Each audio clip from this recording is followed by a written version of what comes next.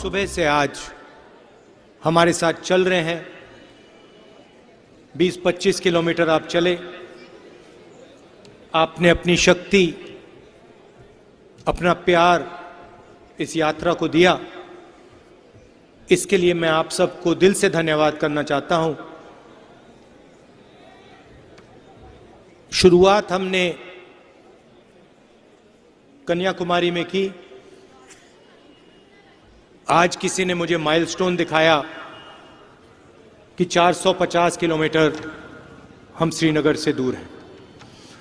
3000 kilometre से ज्यादा यात्री चले हैं।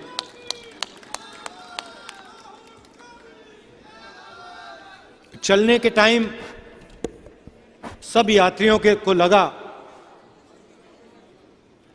कि 3700-800 किलोमीटर चलना आसान नहीं है। मैंने भी सोचा, पहले 2-3 दिन में मैंने सोचा भाई 50 किलोमीटर हुए हैं, अब 3800 चलने हैं। अजीब सी बात हुई, 5-6 दिन बाद थकान बिल्कुल गायब हो गई। सुबह उठते थे, 15 किलोमीटर चलते थे, शाम को 10-11 और किलोमीटर चलते थे और फिर हैरान हो जाते थे क्योंकि थकान ही नहीं हो रही। सोचते थे कि ठीक है, आज नहीं हुई, पहले 10-15 दिन नहीं हुई तो 1 महीने बाद होगी, 1 महीने बाद नहीं हुई, 2 महीने बाद नहीं हुई, 3 महीने बाद नहीं हुई, 4 महीने होने वाले हैं अब। और मैं अपनी बात नहीं कर रहा हूं, सब यात्रियों की बात कर रहा हूं। रास्ते में बारिश हुई, तूफान आए,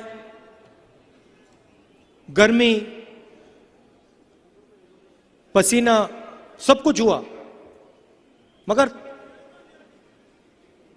थके नहीं। इसका कारण है ये हम अपनी शक्ति का प्रयोग नहीं कर रहे हैं, हम आपकी शक्ति का प्रयोग कर रहे हैं। आपकी शक्ति हमें पीछे से धकेल रही है और इसीलिए हम सुबह जैसे फ्रेश उठते हैं वैसे ही हम रात को फ्रेश सोते हैं। क्योंकि आपका प्यार, आपकी इज्जत, आपकी मदद हमको मिल रही है। इस यात्रा में लोगों को चोट लगी,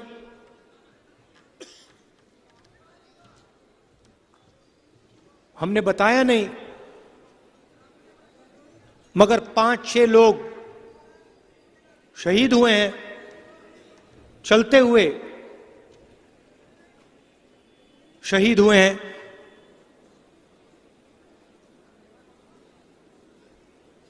इस यात्रा का लक्ष्य क्या है? ये सब लोग और अब लाखों लोग चले हैं, हर प्रदेश में चले हैं। इसका लक्ष्य क्या है? कभी कभी कोई मुझसे आके पूछता है ये आप चल क्यों रहे हो? इसके 2-3 लक्ष्य हैं। सबसे पहला, किस देश में जो डर और नफरत फैलाई जा रही है, जो भाई को भाई से लड़ाया जा रहा है, उसके खिलाफ आवाज उठाने के लिए यह यात्रा चल रही है। मगर यात्रा में तपस्या की भी भावना है। सिर्फ मैं नहीं, लाखों लोग इस यात्रा पे चले हैं। हम मैसेज देना चाहते हैं। हिंदुस्तान के देखो, सरकार लाइट एक के बाद एक बंद करती जा रही है। अभी देखो ये भी बंद हो जाएंगी, मगर देखो पहले से सुंदर हो गया ना। ये देखो, सुन ली बात। तो मेरा कहना है कि इस तपस्या का क्या मतलब है, क्यों कर रहे हैं हम 3000 किलोमीटर चले हैं, कोई बड़ी बात नहीं है, कोई बड़ी बात नहीं है। हमें रास्ते पे खाना मिला, सबकी मदद मिली, मगर हमसे ज्यादा इस देश के किसान, इस देश के मजदूर, इस देश के छोटे दुकानदार, स्मॉल और मीडियम बिजनेस चलाने वाले लोग, इस देश के युवा तपस्या करते हैं। जब एक युवा आईआईटी के एग्जाम को लेने के लिए तैयारी करता है तो वह एक प्रकार की तपस्या है। जब कोई स्टूडेंट 12वीं का एग्जाम लेता है वो तपस्या है। जब किसान अपने खेत में बीज डालता है वो तपस्या है। जब मजदूर इमारत को खड़ा करता है वो तपस्या है। और हमारा मैसेज ये है कि इस देश में तपस्वियों से चोरी की जा रही है। जो तपस्या कर रहा है इस देश में उसे तपस्या का फल नहीं मिल रहा है, और जो तपस्या नहीं कर रहा है उसको पूरा का पूरा फायदा मिल रहा है। किसान का कर्जा माफ नहीं किया जाएगा, मगर हिंदुस्तान के 2-3 सबसे बड़े अरबपतियों का 1 सेकंड में लाखों करोड़ रुपए कर्जा माफ किया जाएगा। तपस्वियों पे आक्रमण हो रहा है। पंजाब के किसानों ने जब वो सड़क पे खड़े हुए, 1 साल घर नहीं गए, उन्होंने तपस्या की थी। 700 लोग शहीद हुए, उनको मैं तपस्वी मानता हूं। और जब मैंने पार्लियामेंट हाउस में यह सवाल उठाया, मैंने कहा कि देखिए 700 किसान शहीद हुए हैं, मैं 2 मिनट मैं चाहता हूं कि पार्लियामेंट हाउस 2 मिनट उनकी याद में मौन रखे। सरकार ने कहा नहीं, कोई मौन नहीं रखेगा, कोई शहीद नहीं हुआ। वो किसान क्यों खड़े थे? वो अपनी तपस्या का फल मांग रहे थे। वो अपने खून और अपने पसीने का फल मांग रहे थे। 1 साल बाद प्रधानमंत्री जी कहते हैं कि हां गलती हो गई। 1 साल बाद देश के प्रधानमंत्री ने किसानों से 1 मिनट बात नहीं की। मैं आपको गारंटी देके कहता हूं, अगर यूपीए की सरकार होती, मनमोहन सिंह जी प्रधानमंत्री होते, तो मनमोहन सिंह जी स्वयं जाकर किसानों से बात करते। मैं आपको गारंटी कह के बोल रहा हूं, पक्का। कांग्रेस पार्टी के नेता किसान के पास जाकर कहते, भैया क्या चाहते हो, क्या हुआ? मगर यह सरकार सुनवाई नहीं करती। तपस्वियों पे आक्रमण, 3 काले कानून, नोटबंदी, गलत जीएसटी, जमीन अधिग्रहण बिल को रद्द करना, कोविड में जो इन्होंने किया, जो देश के सारे मजदूर पैदल चल रहे हैं, उनकी इतनी भी मदद नहीं की। यह तपस्या पर आक्रमण है, और यह देश तपस्वियों का देश है। तो उस भावना की रक्षा यह यात्रा कर रही है। हम चाहते हैं कि जो इस देश में तपस्या करे, जो इस देश को अपना खून पसीना दे, उसकी रक्षा हो, और उसको अपनी तपस्या का फल, तपस्या का इनाम मिले। यह है यात्रा के पीछे सोच। बेरोजगारी बढ़ती जा रही है, महंगाई बढ़ती जा रही है। मैंने कहा शुरुआत में, मैंने कहा प्रेस के हमारे मित्र हैं, मगर जो मित्र करते हैं वो करते नहीं हैं। 24 घंटा नरेंद्र मोदी जी का चेहरा आपको टीवी पे मिलेगा। कभी आपने सुना मीडिया में, कभी आपने बेरोजगार शब्द सुना है? कभी सुना आपने कि देश में बेरोजगारी है? मीडिया ने कभी महंगाई की बात करी है? कभी नहीं। यह हिंदुस्तान की सच्चाई है।